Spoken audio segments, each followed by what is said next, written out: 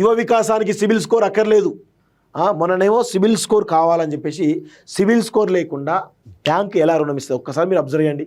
ఇప్పుడు ప్రభుత్వం బ్యాంక్ ఏం చెప్తుంది, సిబిల్ స్కోర్ లేకుండా ఎట్లా ఇవ్వని ఆదేశాలు ఇస్తుంది? ప్రభుత్వం చెప్తే బ్యాంకులు ఇస్తాయా? ప్రభుత్వం ఏదో ఒక షూరిటీ పెట్టాల్సి వస్తుంది, పెట్టినప్పుడే ఖచ్చితంగా వాటికి లోన్ ఇస్తారు తప్ప వేరే ఇవ్వరు. సో మరి అది ఏ విధంగా అది ఏమిస్తో చూడాల్సిన అవసరం అయితే ఉంది. సో సిబిల్ స్కోర్ అక్కర్లేదు అని చెప్తున్నప్పుడు కూడా కొన్ని ఇబ్బందులు అయితే ఉంటాయి, దీనిలో ఒకసారి చూడాల్సిన అవసరం అయితే ఉంది. సో వచ్చే నెల 2న శాంక్షన్ లెటర్లు, 18న ఇందిరాగిరి జల సౌర వికాసం ప్రారంభం, గంధంపల్లి బహిరంగ సభలో డిప్యూటీ సీఎం బట్టి. తెలంగాణ ప్రభుత్వం ప్రతిష్టాత్మకంగా తీసుకున్నటువంటి రాజీవ్ వికాసం పథకానికి సిబిల్ స్కోర్ అవసరం లేదని డిప్యూటీ సీఎం బట్టి విక్రమార్క స్పష్టం చేశారు. సిబిల్ స్కోర్ అవసరం లేకపోతే ఏ విధంగా ప్రభుత్వం ఏ షూరిటీతోటి లోన్ ఇస్తుందో ఒకసారి మీరు దాని గైడ్లైన్స్ కూడా చెప్తే బాగుంటుంది.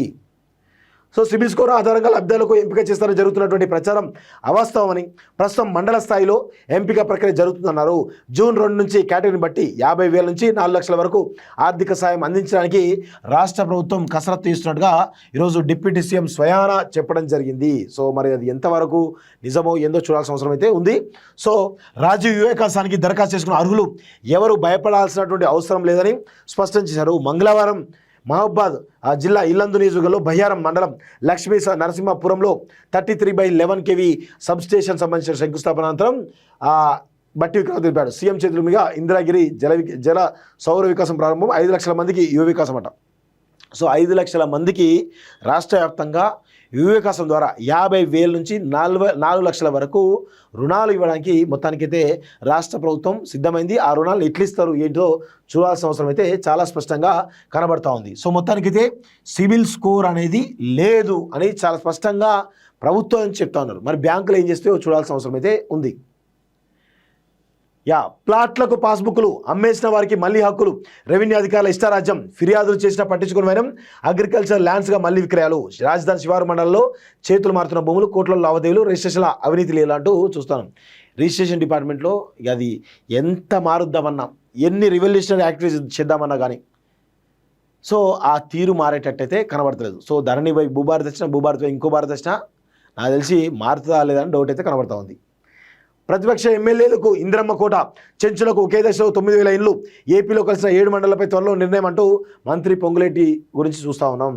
సో ఒకసారి కాలేజ్ టీవీ లైవ్ను చూస్తున్న వాళ్ళు దయచేసి లైవ్ను లైక్ చేయండి, కామెంట్ చేయండి, షేర్ చేయండి. అదేవిధంగా సబ్స్క్రైబ్ చేయని వాళ్ళు సబ్స్క్రైబ్ చేసుకోవాల్సిందిగా కోరుతా ఉన్నాం మిత్రులారా.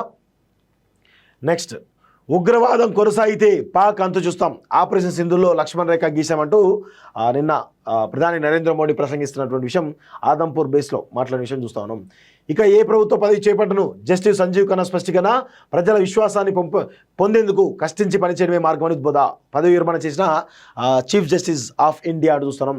స్కిల్స్ వర్సిటీ క్యాంపస్ December 9న ప్రారంభం, ప్రతి జిల్లాలో నైపుణ్య శిక్షణ కేంద్రం ఏర్పాటు చేస్తామంటూ మంత్రి శ్రీధర్ బాబు చెప్తున్న విషయం చూస్తా ఉన్నాం. విదేశాల్లో ఉన్నత విద్యను చదువుకోవాలని అనుకుంటున్నారా? అయితే వెంటనే ఫ్లైగ్రాడ్ ఓవర్సీస్ ఎడ్యుకేషన్ కన్సల్టెన్సీని సంప్రదించండి. మీ విదేశీ కలలను సాకారం చేసుకోండి. ఫ్లైగ్రాడ్